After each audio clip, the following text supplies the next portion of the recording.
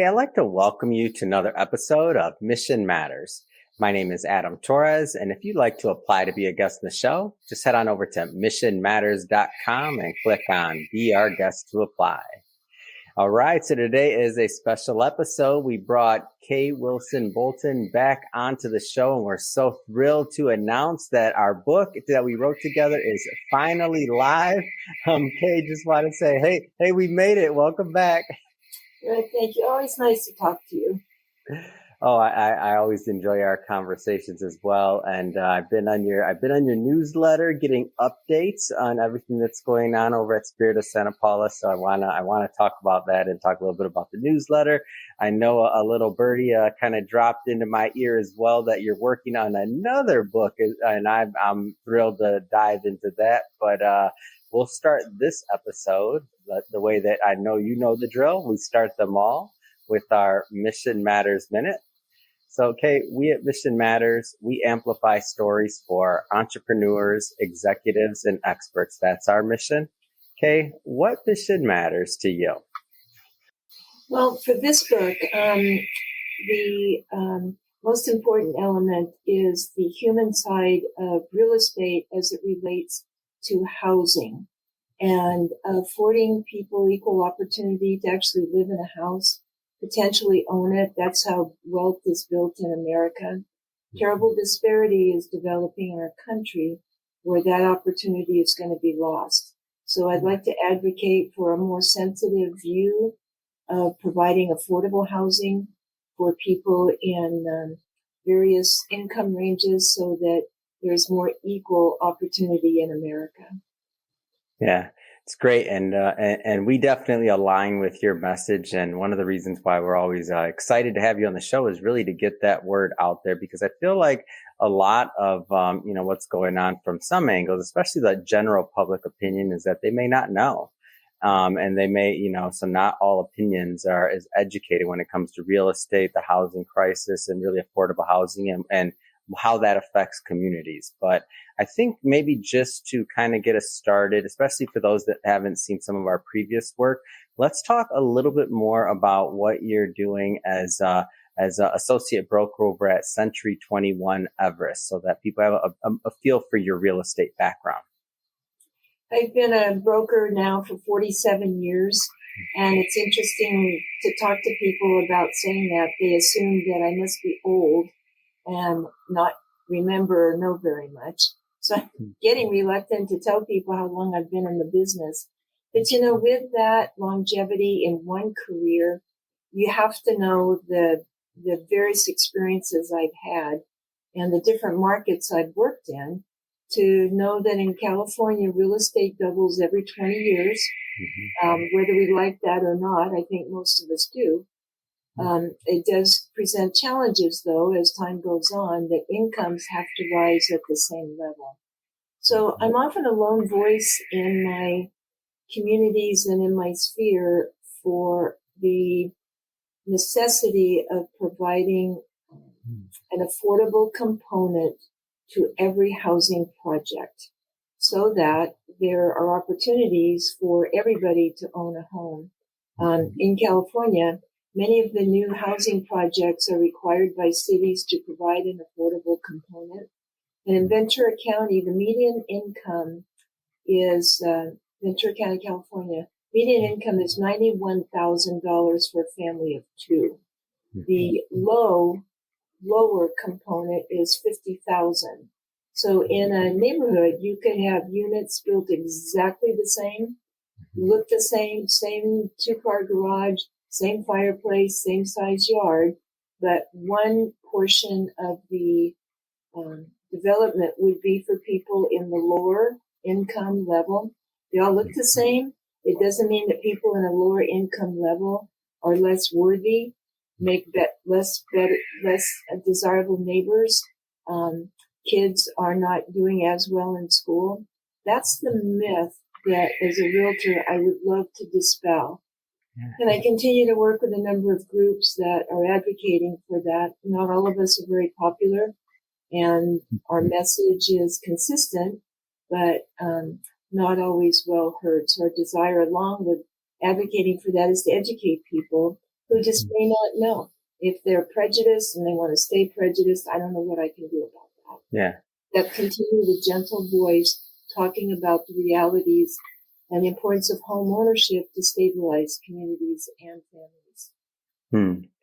And I want to maybe shed a little bit more light on the actual problem and like the opportunity there, and maybe what happens when affordable housing isn't in communities, like how people's lives are affected. Because if you're not necessarily in that situation, or maybe you've been, in your home long enough to where you didn't know, you don't have the same like shock, let's just say, in terms of moving into a new neighborhood or something like that. That's kind of or that's above your means. Like there's just a lot of challenges. So maybe tell us a little bit more about the problem that exists. The problem surfaces and becomes so apparent in communities where people work but cannot afford to live. So I don't want to pick on any community for fear of blocks, but just as a sweet example, the city of Camarillo is a very beautiful mix of old and very new, and yet the price range of a community like that and with those amenities is such that people who work in the service industries, restaurants, hotels, where there are many there, can't afford to live there. So their only option is to find a community that could be 30 miles away where they can afford to live. So with that comes additional traffic, the need to drive to work, the challenges that go with traffic problems in the morning and getting there on time, getting the kids to school where they live but not where they work. So a sick kid at school is really challenged because mom and dad are working 30 miles away. And that's really an unfair burden for people who work in those industries, and that the mid-price range of hourly wages, for them to have to carry, it's really kind of not fair. I think every community should provide an affordable component for housing opportunities so that people who serve the community can actually live where they work. Yeah. And it seems like the problems would compound. So it's not like on the surface level, you could say, okay, it's a longer commute, but all the things that you're bringing, to like school, like if a kid's sick or more traffic congestion, that we all know what that does in California. I mean, that's pretty straightforward. But then all the other things that go into it, like even just stability of employment. So if we're thinking about, the costs they incur, the gas, everything else. And if you add that up, then you think about like when something happens, like the car is broken or things like that. I'm guessing that maybe some of these households don't have this wherewithal, as others to, get the car fixed, do all these other things. And so it just compounds into employment. It seems like it's just a recipe it's kind of like a tightrope, huh? It is, that's a great word, recipe. Part of that recipe should be that kids get to participate in after school sports, after school programs, tutoring opportunities. How do the kids get to doctor's appointments, or do they go? And you're right, families in that income bracket do not have the reserves to quickly solve a problem. Flat tire is just a huge problem. Number one, the car's immobile, they're stuck somewhere.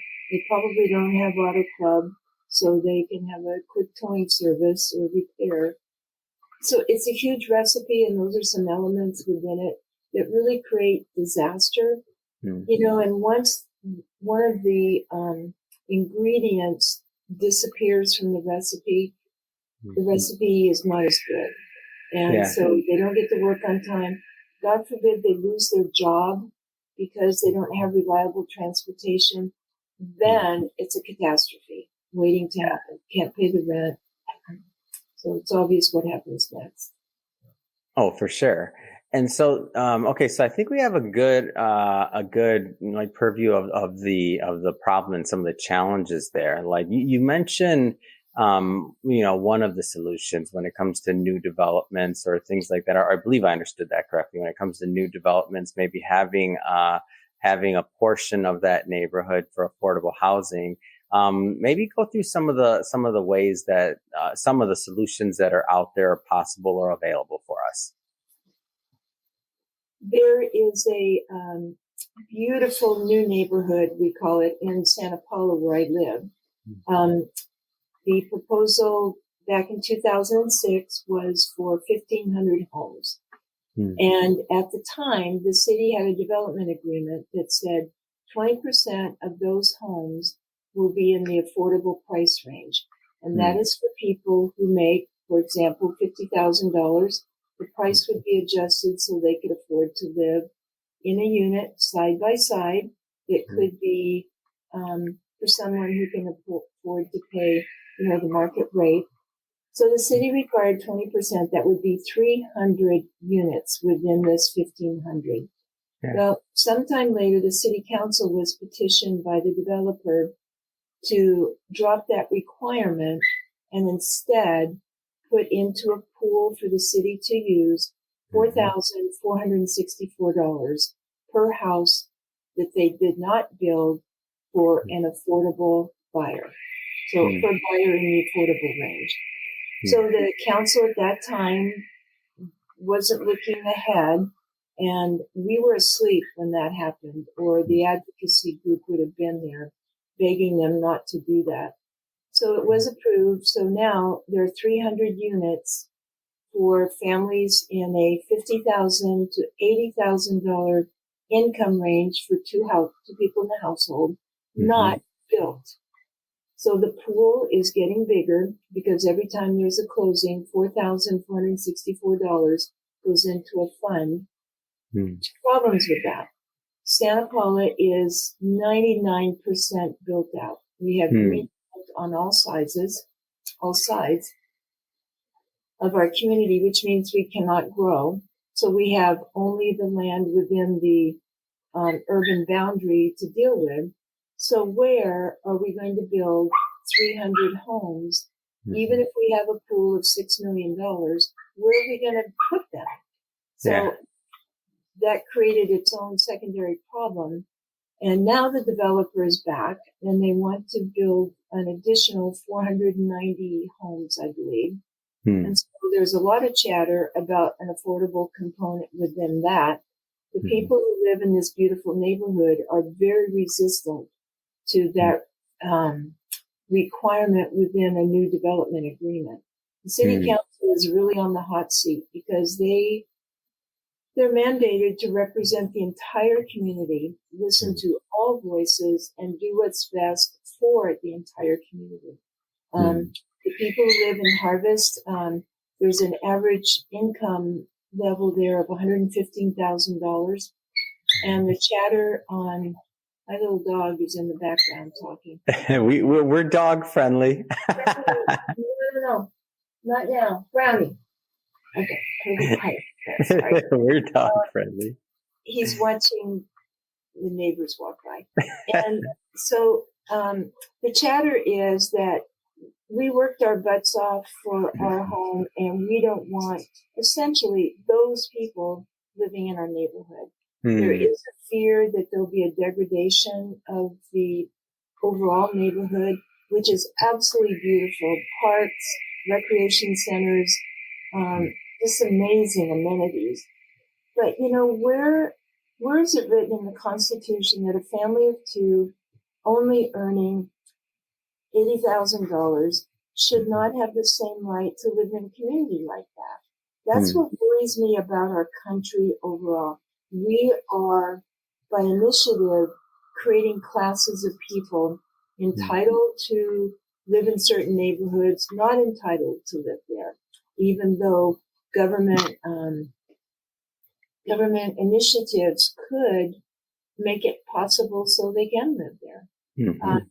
At our homeless shelter, we have a mother of two who's actually from El Salvador.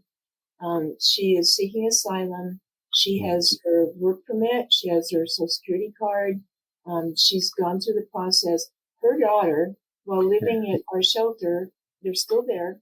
She is the top student in her math class every single month.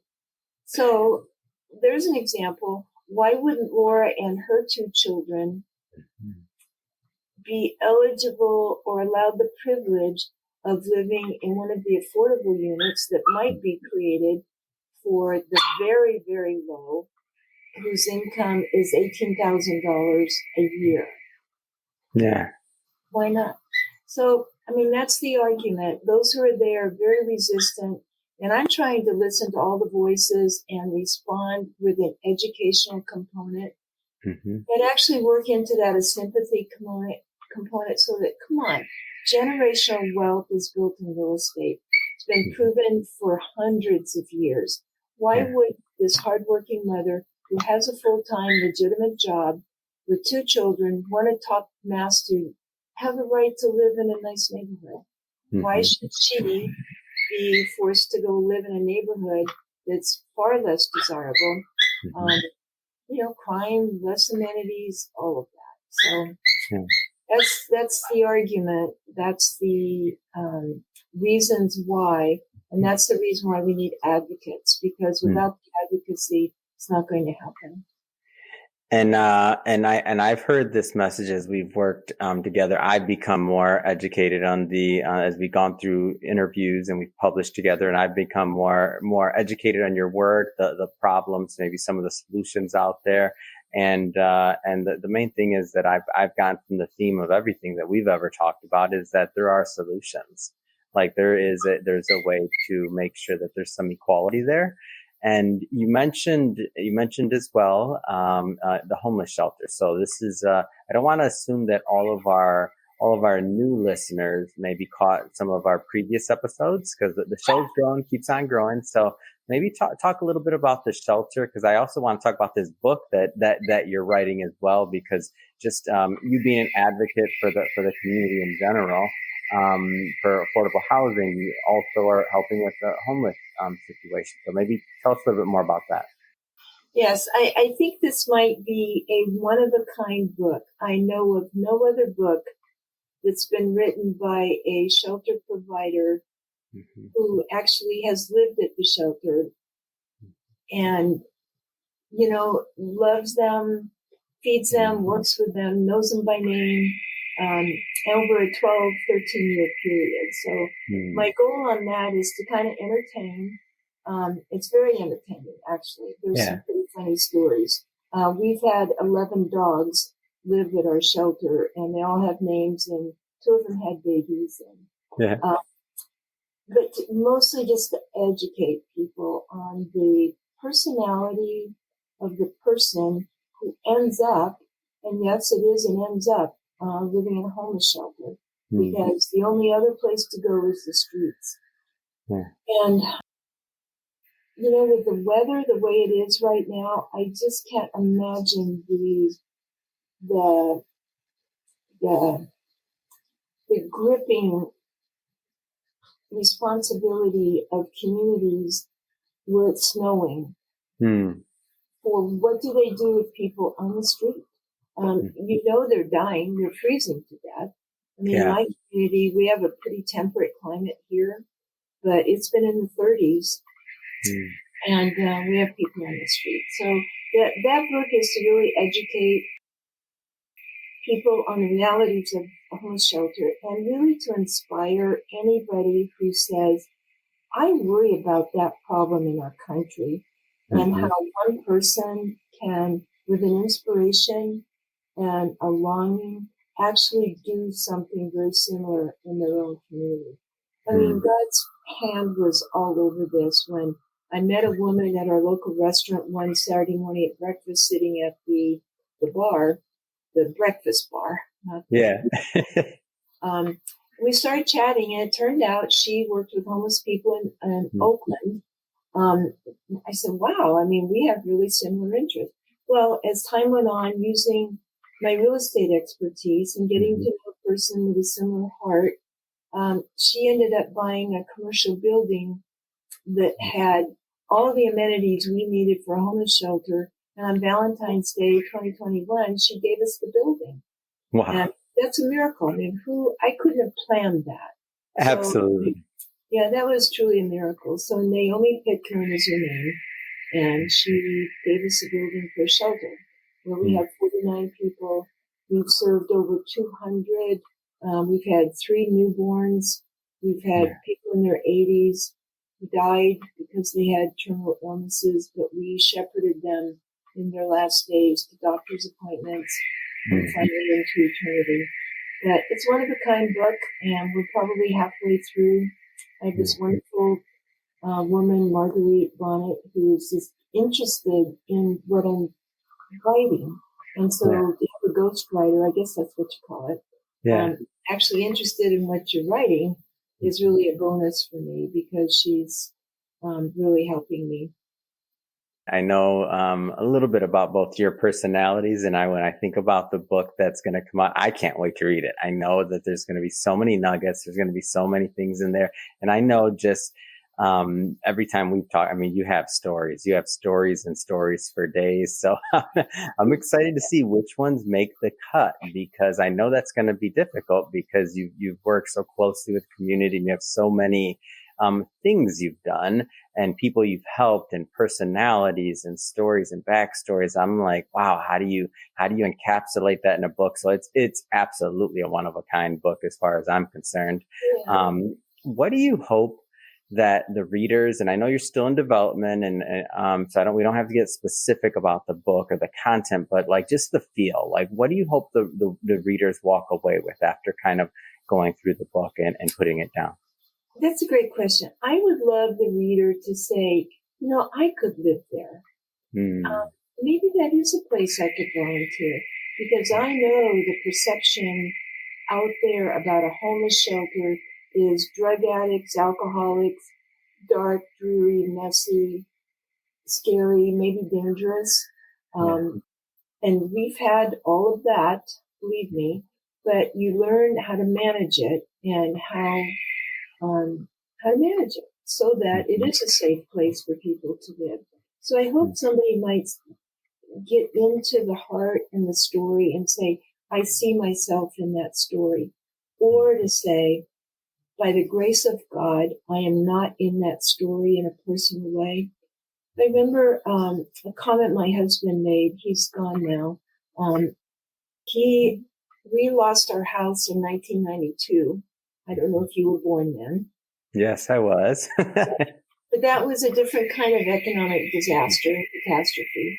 And so at my husband's shop, he was a sign painter, silkscreen printer, graphic artist. He was one of the early adapters to graphics. And he had a concrete building behind the house that he had rented out. And those people had just moved. We lost our house. I said, we have to go live there. And he said, can you do that? And I said, yes, we have to make our way here and figure this out. So for us, it was kind of a time in the wilderness. But as I put the keys on my little house, and it's this one that I was able to buy back through another miracle, he said, we are moving closer and closer to the river. And that never left me thinking that, yes, we could, I guess, had the economy really tanked on us, and I had no ability to climb out of it, but because of real estate, I could. Maybe we'd have been in that shelter that didn't exist at that time, of course, but moving closer and closer to the river always stuck with me. Yeah. And I'm hoping that people would see themselves maybe being painted into the picture a little bit by personal experiences, but for the grace of God, didn't end up, I hate to even say it that way, but it's kind of true. You go from there, the house, to maybe living in the car, maybe living with the family, to maybe back in the car gets towed, and then you end up in a shelter. So Marguerite and I really are playing with the title for the book because I want it to catch people, its totality, so that somebody would say, wow, I need to read that. So it's all true. It's all true. Yeah. Yeah, I'm excited to read this. I can't wait. It's going to be, I just know that you two working together and your stories and everything else that you bring to the table and your heart for what you're doing. It's just, it's unique. It's definitely one of a kind. And I can't wait till that's live. Me I want to too. spend a little bit of time here today as well. Just talking about your work. So the book that that you were in, of course, and that we wrote together. So it's a real estate book. So I can't let you off the show without talking a little bit more about what you're doing in terms of your work in real estate in general. So maybe tell us a little bit more about your brokerage and what you specialize in. My brokerage is Century 21 Everest, and back in 2010, 8, 9, and 10, when the economy was just so terrible, and we found the homeless man had died in one of our churches, which started the other. I had been owning 5 offices through those years, and I was at a point of desperation. My agents were taking listings at 1% commission to try and generate income for anybody. And those listings just were not selling. Nothing was selling. And so I had this great opportunity to sell my company. I actually gave them the company, but they took over paying the rents. And so I was salvaged and then went to work for them. And it was Century 21 Hometown in San Luis Obispo. Wonderful people who, got me off the hook, and I worked very hard for them. And then they sold to Century 21 Everest, and now we're Century 21 Alliance. The organization's been morphing to become a very large organization. They take very good care of me. They value my presence with them, and they're very ethical, and proud to be associated with that company. So I am a broker, and I do a little bit of everything. I have a property management company. We manage about 200 units, and we're converting over to a very fancy, I don't know what you call it, program to manage the properties called Appfolio. And it is just a big transition for us. Both me and my office manager have been very sick through the month of January, so we're bogged down getting that done. So property management, largely residential. I'm the broker for the public administrator and the public guardian. And so their assignments take me all over Southern California. And so it's a very nice niche. I'm very proud to be their partner in this work.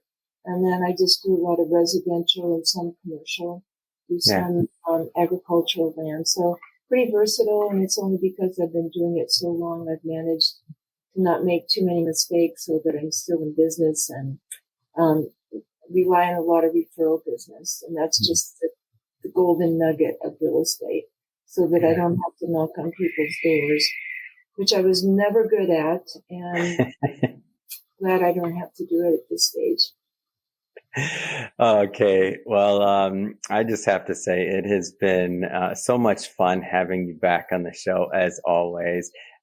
Thrilled to continue to promote the current book that we have together. I'm so thrilled about that one, but also excited about the next one coming out. I mean, you just got a lot going on always.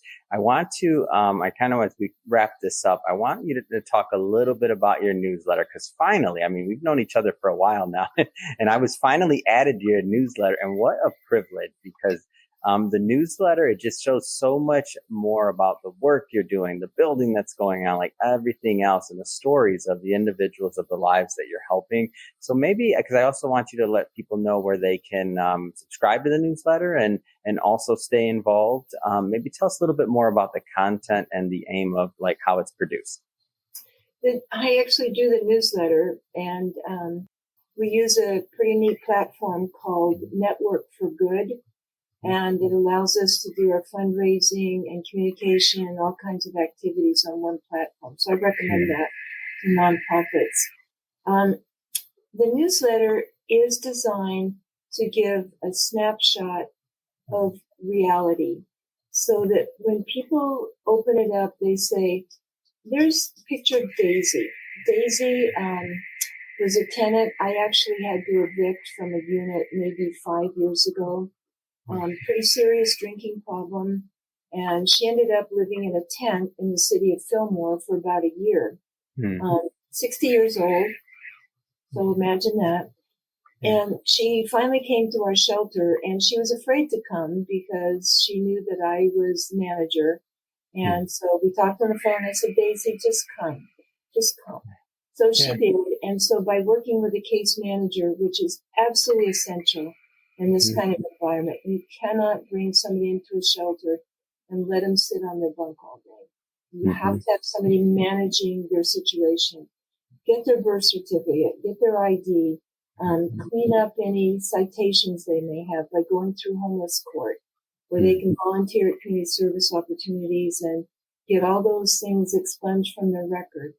So by case managing someone, and Daisy in particular, we were able to get her by working with many mansions, the city of Fillmore, the county of Ventura, and getting her into her own 1-bedroom, brand new, beautiful apartment with washer dryer facilities, stove, refrigerator. I mean, it's hers for a lifetime.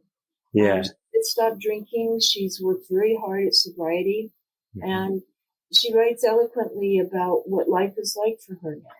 I mean, Nick Armand, he's someone who, famous musician, actually, 72 years of age, and what his life was like through bipolar, mental illness, drug addiction, living on the streets with a dislocated shoulder. He was in a grocery store and a nice pallet was coming around the corner being driven by somebody who maybe should have been paying a little more attention, but they slammed into Nick, broke his foot, said to have toes amputated, and living on the street with those kind of challenges. Anyway, he is now, because of case management, in his own apartment for the rest of his life if he does what he's supposed to do. So that would never have happened without Jessica Lucas, our case manager, and Sabriana Marufo, taking them one at a time and really shepherding them and loving them along the way. If you don't love them a little, the work is much harder. And they're people, their parents, their grandparents, and they've had careers. They've been famous at one time, worked responsible job.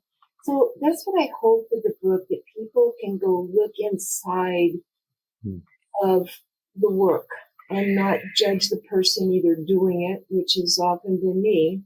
I've been very heavily criticized, and I've had to put on the breastplate of righteousness so that I protect my heart. And just that the calling I have on my life will carry me through. And so the newsletter, back to that, is to educate people, entertain a little bit. And people say, wow, that's pretty cool, or, oh God, that's too bad, or isn't that? So they can subscribe by going to our website, spiritofsantapaula.org, all one word, and we'll get them attached to the newsletter so they can stay updated. Fantastic. And we'll put that, of course, put that in the show notes so that our audience can just click on the links and head right on over. And if somebody wants to talk more about real estate specifically and they're in the market, where should they go for that? Yeah, and my website is kwilsonbolton.com. Okay. I have an interactive site at realestatemagik.com. And so I have two websites, kwilsonbolton.com and realestatemagik.com. Wonderful. And we'll put all that information in the show notes so that the audience can just click on the links and head right on over. Definitely subscribe to that newsletter. I mean, now that I've been subscribed, that snapshot into reality, as you worded it, or for me, it's just inspiring. Like when I see some of the stories, and when I see the work being done, it just reminds me like it is a great snapshot. That's like a great way to put it. So that being said, I recommend everybody go definitely subscribe to that. And speaking of the audience, if this is your first time with Mission Matters or engaging with the Mission Matters episode, we're all about bringing on business owners, entrepreneurs, executives, and experts and having them share their mission, really the reason behind their mission, like what gets them motivated to go out there and to make a difference in the world. If that's the type of content that sounds interesting or fun or exciting to you, hit that subscribe button because we have many more mission-based individuals coming up on the line, and we don't want you to miss a thing. And Kay, it has been great having you back on this show. I look forward to continue to work with you, and I'm excited about the new book that you have coming up, even though we're just started promoting this one. But hey, you are a busy, busy woman and very capable and very blessed, and we're blessed to have you as well, all the work you're doing. So again, thank you for coming back on the show. Thanks. I feel the same. Till next time.